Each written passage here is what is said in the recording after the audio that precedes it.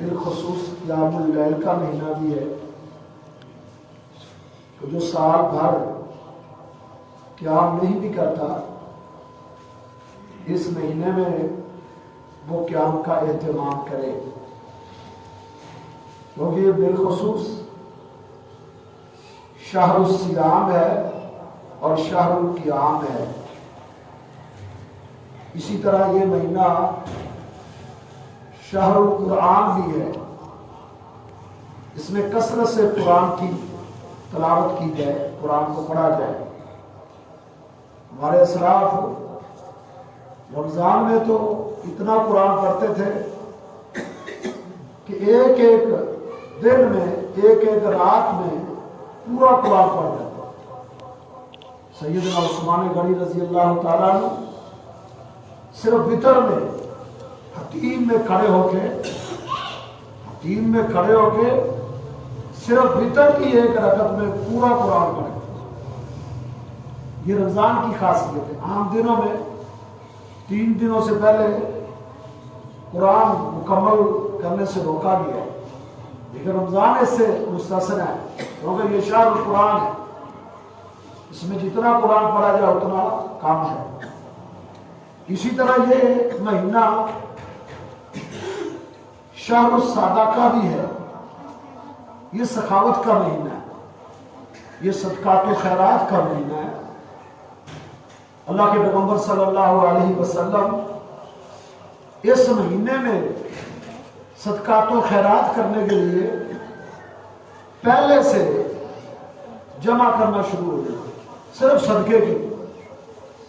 آپ ویسے دولت جمع نہیں کرتے تھے، نہ آپ کی خواہش تھی نہ آپ کی تمنا تھی۔ نبی علیہ السلام کہا کرتے تھے اللہ وہ پہاڑ میرے لیے سونے کا بھی بنا دے تو 3 دن سے زیادہ میں اس کو اپنے پاس سے نہیں لینے دوں گا، اور فی سبیل اللہ، پورا اور پہاڑ اللہ کے راستے میں خرچ کر دیا۔ اللہ کے پیغمبر صلی اللہ علیہ وسلم کی تمنا تھی، آپ کی آرزو اور خواہش تھی، تو آپ جمع نہیں کرتے تھے، لیکن اس مہینے کے لیے آپ جمع کرتے تھے صدقے کرنے کے لیے۔ رمضان کا آغاز ہوتا، صحیح بخاری آپ اٹھا کے دیکھیں کہ نبی علیہ السلام اتنی تیزی اور اتنی شدت اور اتنی کثرت سے صدقہ کرتے کہ تیز آندھی جو درختوں کو کھیڑ دیتی ہے وہ اللہ کے نبی کے صدقے کا مقابلہ نہیں کر سکتی۔ اندازہ کریں کیسا صدقہ کرتے۔ تو یہ سخاوت کا مہینہ ہے۔ السخی قریب من اللہ، انسان اللہ کے قریب جس طرح قرآن پڑھنے سے اور قیام کرنے سے اور روزہ رکھنے سے انسان کو قربتیں ملتی ہیں، سخاوت بھی انسان کو اللہ کے قریب کرتی ہے۔ السخی قریب من اللہ، السخی قریب من الناس، السخی قریب من الجنہ وبعید من النار۔ سخی اللہ کے قریب ہوتا ہے، سخی بندوں کے قریب ہوتا ہے، سخی جنت کے قریب ہوتا ہے، سخی صرف اور صرف جہنم سے دور ہے۔ تو یہ سخاوت کا مہینہ ہے، اس میں کثرت سے صدقات و خیرات دینے چاہیے۔ اس کے بے تحاشا فوائد ہیں۔ ایک تو یہ ہے کہ اللہ رب العزت اس سے راضی ہوتا ہے، لا حسد الا فی اثنتین۔ نبی علیہ الصلوۃ والسلام نے 2 بندوں پر رشک کی ہے، پوری زندگی میں کسی تیسرے بندے پر آپ کو رشک نہیں آیا۔ 2 بندے قابل رشک ہیں، ایک وہ آتاہ اللہ القرآن، جس کو اللہ نے قرآن کی دولت سے نواز دیا ہے، یتلوہ آناء اللیل وآناء النہار، وہ دن کی گھڑیوں میں بھی قرآن پڑھتا ہے اور رات کی گھڑیوں میں بھی قرآن کی تلاوت کرتا ہے۔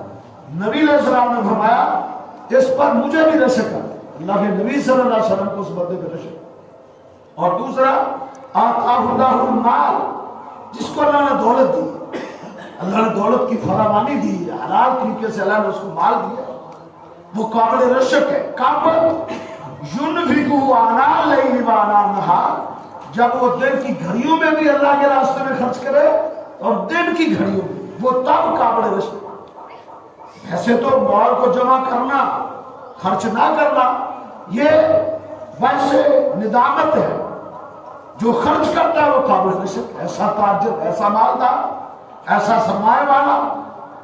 قابل رشک ہے جو اللہ کے راستے میں خرچ کرتا رہتا ہے، اللہ کے راستے میں لوگوں کو، غریبوں مسکینوں کو دیتا رہتا ہے، وہ قابل رشک۔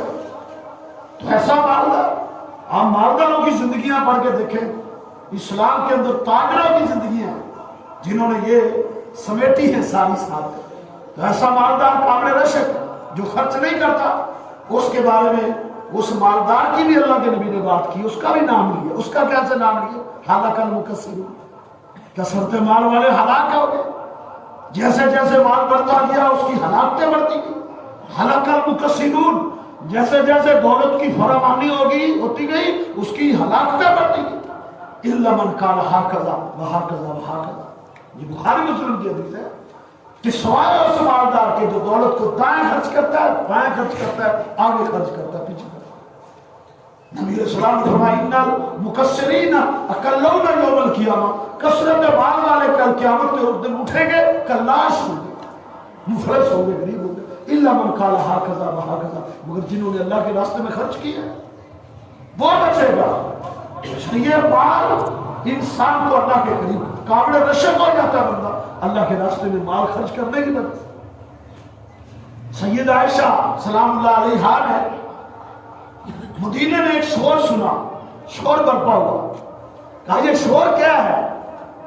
کسی نے کہا عبد الرحمن بن عوف رضی اللہ تعالیٰ عنہ بہت بڑا تاجر تھا، بہت بڑا تاجر، اللہ رب العزت نے اس کی تجارت میں اتنی برکتیں ڈالی کہ خان خان اس کی مثال ملی۔ عزت کرے مدینے آئے تو انصار نے اپنے باغ اور اپنے گھر اس کے سامنے پیش کر دیے کہ ہمارا آدھا گھر لے لو، آدھا باغ لے لو۔ اس نے کہا نہیں، مجھے کچھ نہیں، مجھے بازار دکھاؤ، مجھے بازار کا راستہ دکھاؤ۔ بازار دکھایا گیا، جا کے کچھ پیسے تھے اس سے کچھ چیز خریدی، اس کو بیچا، اللہ نے برکت دی۔ پھر دن دگنی رات چگنی، دنوں میں اللہ نے اس کو عروج دیا، بہت بڑا تاجر بنا۔ ملک شام سے تجارتی قافلہ آیا، اونٹوں پہ لدا ہوا، مدینے کی گلیاں بھر گئی تھی، حد نگاہ تک پیچھے ابھی اونٹ دکھائی دے رہے۔ عائشہ پوچھتی ہے یہ شور کیا ہے؟ کہا عبد الرحمن بن عوف کا تجارتی قافلہ ہے۔ انہوں نے کہا اوف اوف عبد الرحمن، عبد الرحمن کر لی افسوس، افسوس تو اتنا مال و دولت میں غرق ہو گیا۔ کہا مجھے خطرہ ہے کہ عبد الرحمن ان تاجروں میں سے نہ ہو، قیامت کے دن ان مالداروں میں سے نہ ہو جو اپنے عقیدے اور فرائض پر عمل کرنے کی وجہ سے جنت میں جائیں گے تو صحیح، لیکن وہ جنت میں گھسٹتے ہو جائیں۔ کئی تاجر اور کئی مالدار جنت میں جائیں گے لیکن وہ گھٹنوں کے بعد گھسٹتے ہوئے جنت میں۔ کہا مجھے لگتا ہے عبد الرحمن ان لوگ۔ عبد الرحمن کو کسی نے یہ بتا دیا کہ ماں نے تو یہ بات کی، اللہ، اس نے پھر کیا جواب دیا؟ اس نے کہا ابھی جاؤ میری ماں کو یہ کہہ دو کہ عبد الرحمن کہہ رہا ہے میں بھرپور کوشش کروں گا، پوری کوشش کروں گا اپنے رب کی جنت میں دوڑتا ہوا جاؤں۔ کہا جاؤ یہ پیغام ادھر بھیج دیا۔